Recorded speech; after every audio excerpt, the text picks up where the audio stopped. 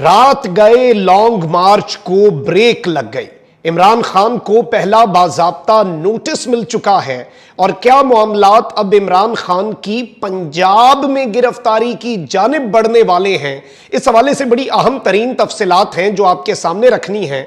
जबकि दूसरी जानिब कंटेनर पर इमरान खान साहब के साथ मौजूद शाह महमूद कुरैशी एक बड़े सानहे से बच निकले हैं। वो इस वक्त जख्मी हैं और ये जो सानहा है, ये जो वाकया है, ये इमरान खान साहब की सेफ्टी के हवाले से भी खतरे की घंटी बजा रहा है। ये बहुत अहम चीज है जिस पर पीटीआई को फिल फॉर एक मिनट जाया किए बगैर अब तवज्जो देनी होगी। जबकि एक और बहुत बड़ी डेवलपमेंट है, सोशल मीडिया के यूजर्स को अब ज्यादा विजिलेंट रहना होगा, क्योंकि एफआईए को ना सिर्फ एक बड़ा टास्क सौंप दिया गया है बल्कि मजीद एम्पावर कर दिया गया है।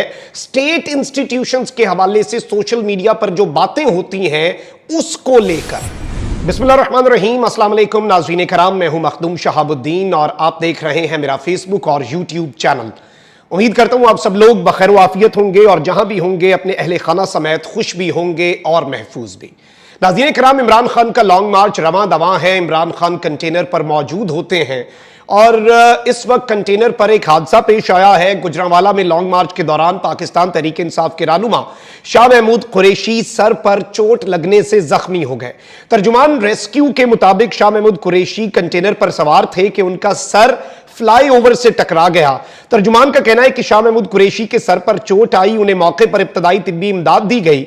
एक बयान में शाह महमूद कुरैशी साहब ने कहा कि मैं ठीक हूं, सर पर मामूली चोट आई है, कंटेनर के निचले हिस्से से बालाई हिस्से में जाते हुए चोट लगी। शाह महमूद कुरैशी के मुताबिक इमरान खान ने खिताब खत्म करके उनकी खैरियत भी दरियाफ्त की और अल्लाह का शुक्र है कि इन्हें ज्यादा चोट नहीं आई। लेकिन यह बड़ी अलार्मिंग चीज है मेरे लिए भी और हम सबके लिए भी।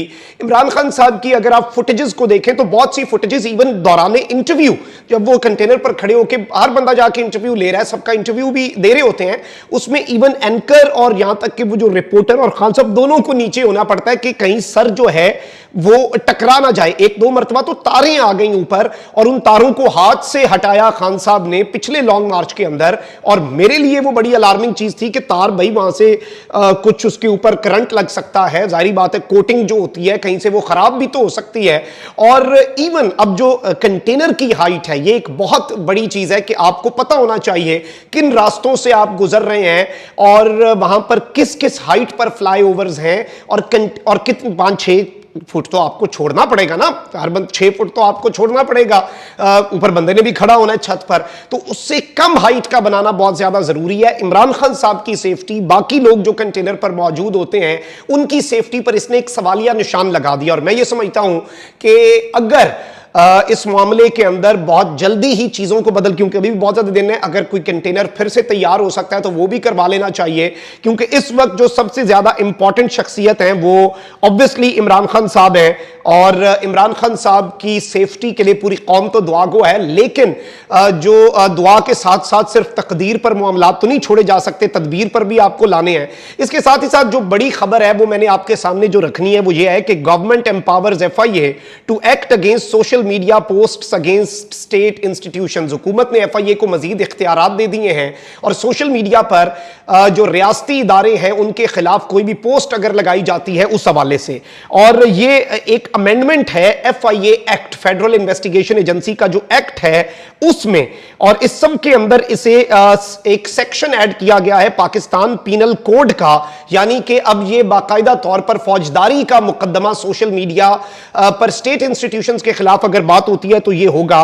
और anyone who intends to spread rumours and false information against state institutions, यानी कि जो भी अफवाहें या फिर कुछ भी गलत किस्म की इंफॉर्मेशन रियासती इदारों के हवाले से फैलाता है उसके खिलाफ फौजदारी मुकदमात एफआईए कायम कर सकेगी। और एफआईए एक्ट 1974 है जिसमें अमेंडमेंट की गई है। और इस सब के अंदर मैं आपको यह बता दूं कि सोशल मीडिया जो है उसके ऊपर बाज़ाब्ता तौर पर जो किसी आर्मी के अंदर सोल्जर या किसी भी शख्स जो है उसमें उन्हें डिसरिगार्ड करने या किसी ऑफेंस पर उकसाने के ऊपर भी ये मामलात हैं। और ऑब्वियसली अब इस सब के अंदर बहुत सी चीजें होंगी और बहुत से मामलात के ऊपर बहुत से यूजर्स का। और मैं ये कहता हूं कि स्टेट इंस्टीट्यूशंस का जो मामला है, हमारे अपने इदारे हैं, हमारी जान है और पाकिस्तान की बका के जामिन हैं उनके हवाले से वैसे भी बहुत ज्यादा एक्स्ट्रा विजिलेंट रहना चाहिए। फॉल्स इंफॉर्मेशन, अफवाहें और इन चीजों से इज्तनाब जरूर करना चाहिए, लेकिन जो चीज इंश्योर होनी चाहिए वो ये है कि इस तरह का कानून गवर्नमेंट पॉलिटिकल मोटिव्स के लिए इस्तेमाल ना करे। That is very important. और दिस इज समथिंग, क्योंकि FIA गवर्नमेंट के अंडर आती है, विफाकी हुकूमत का इदारा है, और FIA को बस इस्तेमाल किसी सूरत ना किया जाए, इससे FIA की भी इज्जत, यानी सिर्फ स्टेट इंस्टीट्यूशंस नहीं, FIA भी एक एजेंसी है, उसकी भी अपनी इज्जत है, उसका भी एक पूरा डिग्निटी है, वो भी कॉम्प्रोमाइज ना हो। जाहिर बात है कौम को ट्रस्ट होना चाहिए अपनी हर तरह की एजेंसी पर। मरीम नवाज शरीफ साहिबा ने एक और खबर भी मैं रख दूं कि जो प्रेस कॉन्फ्रेंस की उसमें ये वाला नुक्ता रह गया, और इस नुक्ते को अलग से रखना, और जो अभी मैं खबर देने जा रहा हूं खान साहब को जो नोटिस आया है उसके साथ रखना जरूरी था।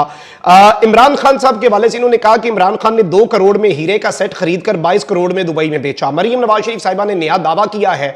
तोशा खाना में इससे पहले घड़ी की बात हो रही थी, लेकिन अब ये कह रही है कि हीरे का सेट भी इमरान खान साहब ने 2 करोड़ रुपए में खरीदा और 22 करोड़ रुपए में दुबई में बेचा। और इन्होंने एक दावा किया है कि इमरान खान तोशा खाना से तकरीबन 50 करोड़ की चीजें बेच चुके, और 2 करोड़, यानी अब कह रही है कि 11 टाइम्स इमरान खान साहब ने मुनाफा कमाया।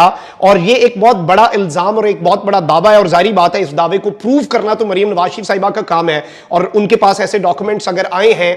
अगर इमरान खान साहब ने ऐसा किया तो गलत है। आप कानून के मुताबिक देखें, जो आपको लॉ कहता है वो तो आप कर सकते हैं, कि इमरान खान साहब ने बल्कि खुद किया ये, इसलिए इस दावे के ऊपर मैं ये समझता हूं कि एतबार नहीं आता, क्योंकि इससे पहले नवाज शरीफ साहब 20% कीमत देकर लेते थे तोहफे, जरदारी साहब तो इवन 7% या 10% पे भी कुछ अदवार के अंदर, और जरदारी साहब भी 20% तक ही थे।